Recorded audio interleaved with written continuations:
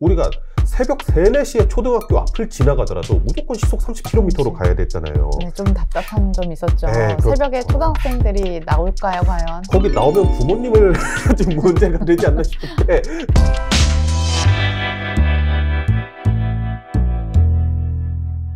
핫한 모빌리티 이슈 알아보는 이슈 시간입니다. 안녕하세요. 안녕하십니까. 네, 오늘 촬영일이 2월 9일이니까 정말 대선이 한 달 딱 남았네요. 네, 그러게요.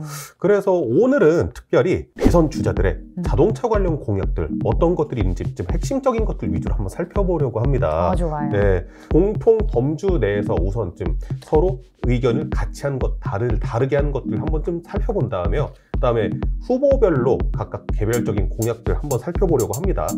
독자적인 공약에서도요, 좀 눈여겨볼 만한 공약들이 있으니까 한번 끝까지 보시면 좋을 것 같습니다. 우선은 운전자들한테 좀 체감이 될 수 있을 만한 공약부터 설명해 주시는 게 좋을 것 같아요. 네, 안 그래도 어떤 것을 말씀드리면 가장 먼저 체감이 될까 좀 고민을 해봤는데요. 우선 요즘 가장 많이 운전자들이 스트레스 받았을 것 같은 두 가지. 하나는 이른바 민식이법이라고 불리는 이 도로교통법 일부 개정안에 대한 것이고요. 네. 하나는 이 도심 내 안전사고를 방지하기 위한 속도 제한 3050 이것에 대한 것입니다. 도로교통법 일부 개정안에 대해서는 더불어민주당 이재명 후보가 들고 나왔는데요. 이재명 후보는 아직까지는 우리나라에 이 보행자 사고가 너무 많다. 그렇기 때문에 스쿨존과 노인보호구역 이에 대해서는 조금 더 확충을 해야 된다라는 입장이긴 하거든요. 지금 현재는 무조건 30km로 주행을 했어야 되는데 이거를 도로 환경이나 시간대 등을 고려해서 조금 더 탄력적으로 운영하겠다 이거거든요. 우리가 새벽 3, 4시에 초등학교 앞을 지나가더라도 무조건 시속 30km로 가야 됐잖아요. 네, 좀 답답한 점 있었죠. 네, 그렇죠. 새벽에 초등학생들이 나올까요, 과연? 거기 나오면 부모님을 좀 문제가 되지 않나 싶은데, 그러니까 이런 것들을 좀 더 효율적으로 개선을 하겠다는 내용입니다. 그리고 3050 정책, 이것에 대해서는 국민의힘 윤석열 후보가 개정을 하겠다 이렇게 나왔는데요. 이 정책의 필요성에 대해서는 동의를 하지만은 이 차량의 경제적인 운행 및 환경적인 부분에 있어서는 조금 개선할 필요가 있다. 그러니까 사람이 다니지 않는, 보행하지 않는 도로에서는 이거를 시속 60km까지 최고 속도를 올리겠다. 이런 입장을 보였습니다. 여의도 자주 가시죠? 네. 네. 여의도 갈 때 노들로 다니시잖아요. 근데 네. 이거 3050 정책 되면서 시속이 50km로 제한이 됐거든요. 예, 이런 도로를 60km로 다시 올리겠다. 이런 공약인 겁니다. 네. 그러니까 정리를 하자면 이재명 후보는 스콜존이나 노인 보호구역의 속도 제한은 그대로 가져가되 시간대별로 탄력적으로 운행하겠다. 이런 입장인 거고, 윤석열 후보는 보행자가 없는 도로의 제한 속도 자체를 상향하겠다라는 입장인 것 같습니다. 두 후보 간 비슷한 듯 좀 다른 공약을 살펴볼 수 있었는데 의외로 또 두 후보의 공약이 맞닿는 포인트도 있다면서요? 네, 맞습니다. 바로 이륜차 관련 공약인데요.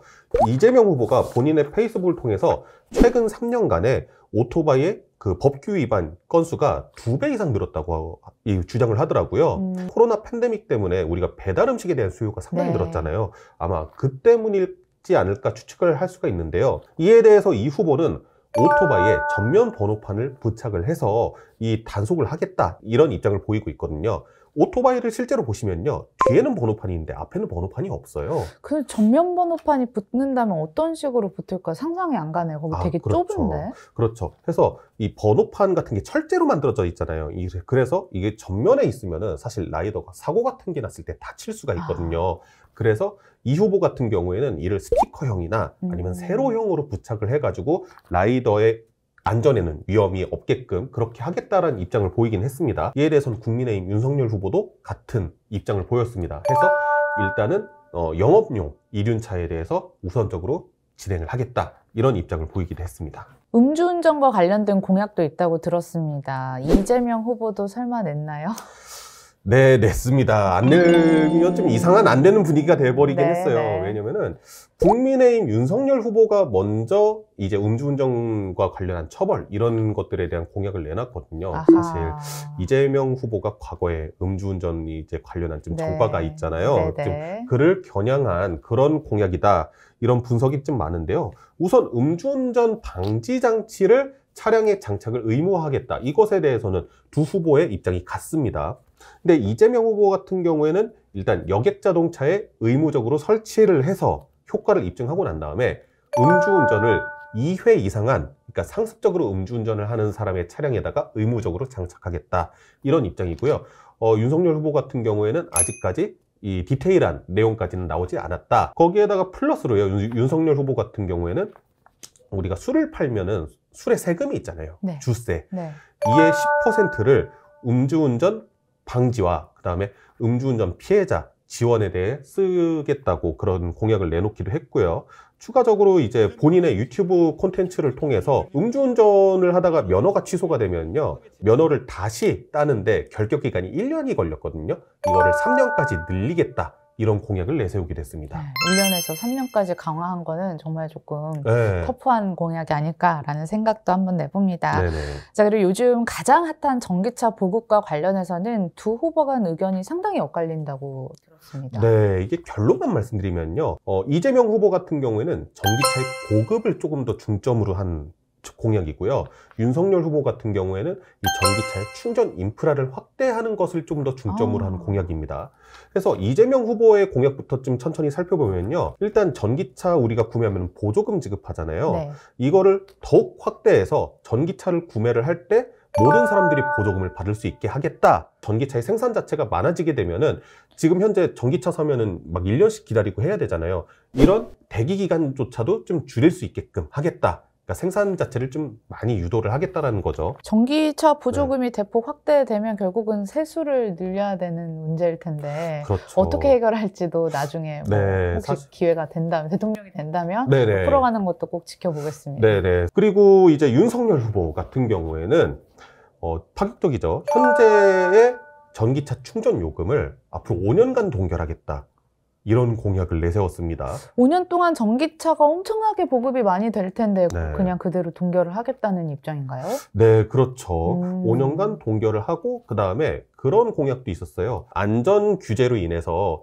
이 전기차 충전기와 주유기의 거리가 일정 부분 돼야 된다, 이런 규제가 있습니다. 근데 이 규제를 좀 더 완화해서, 그러니까 좀 더 가까이 붙일 수 있게 해서 전기차 충전 시설을 좀 더 따닥따닥 붙일 수 있게 하겠다는 거예요. 그러니까 한마디로 전기차 충전 인프라 자체를 좀 더 확대하겠다, 이런 내용인 거죠. 네. 아까 전에 좀 의문을 가지셨던 우리 5년 동안 이거 동결하겠다, 이 내용에 대해서도 사실 전 세계적인 유가가 상당히 치솟고 있는 예. 이런 상황에서 세수가 이거 되겠느냐, 좀 이런 우려 섞인 반응들이 있긴 합니다.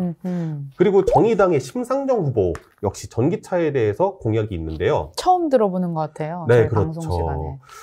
이 후보의 공약은 안철수 후보도 좀 상당히 좀 열심히 하고 계시잖아요. 안철수 후보 같은 경우에 자동차 관련 공약이 좀 찾아도 찾을 수가 없더라고요.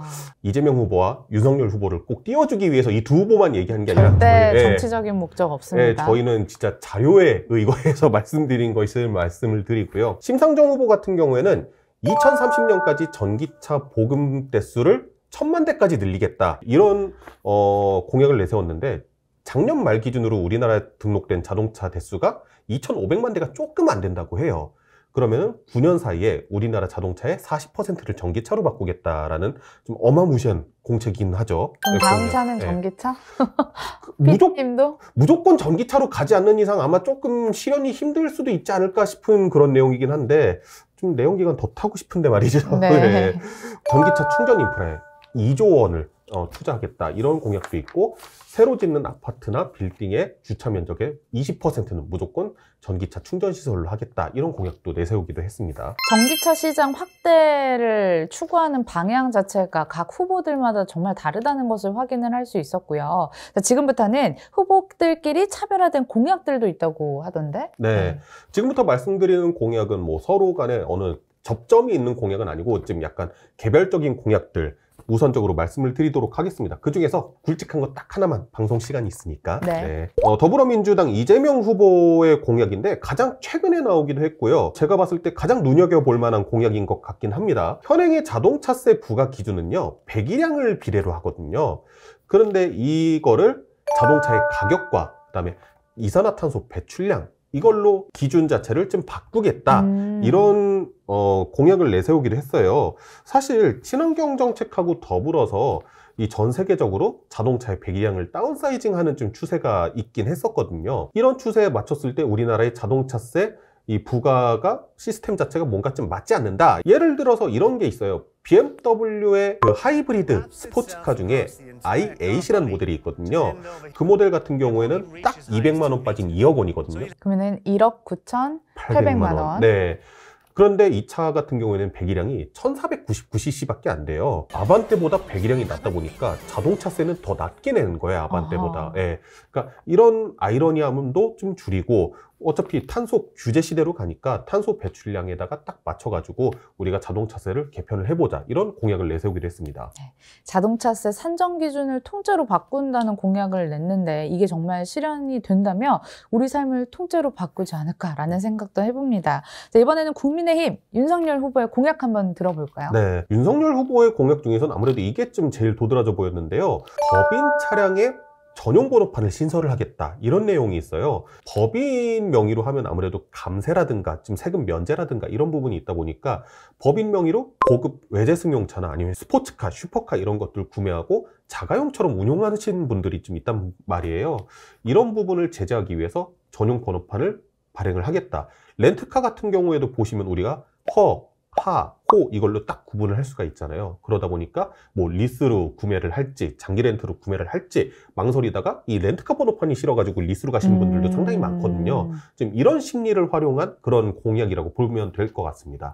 번호판이 뭐 빨간색이 된다든지 뭐 아니면 그럴 수도 파란색이 된다든지 뭐 그럴 수도 있을 것 같다는 뭐 생각. 법자 이렇게 생길 수도 있죠. 네. 예. 네, 방송이 나갈 때쯤이면 정말 이제 뭐 대선이 한 달도 더 안 남아 있을 때인 것 같습니다. 이 시간 관계상 담지 못한 디테일한 공약들도 있으니까 방송 끝나고 찬찬히 공부해 보시는 게 좋을 것 같고 5년간 나라를 이끌어갈 후보들에 대해 또 신중히 선택하는데 도움이 되는 시간이었으면 좋겠습니다. 오늘 저희가 준비한 순서 여기까지입니다. 끝까지 시청해 주신 여러분 고맙습니다. 감사합니다.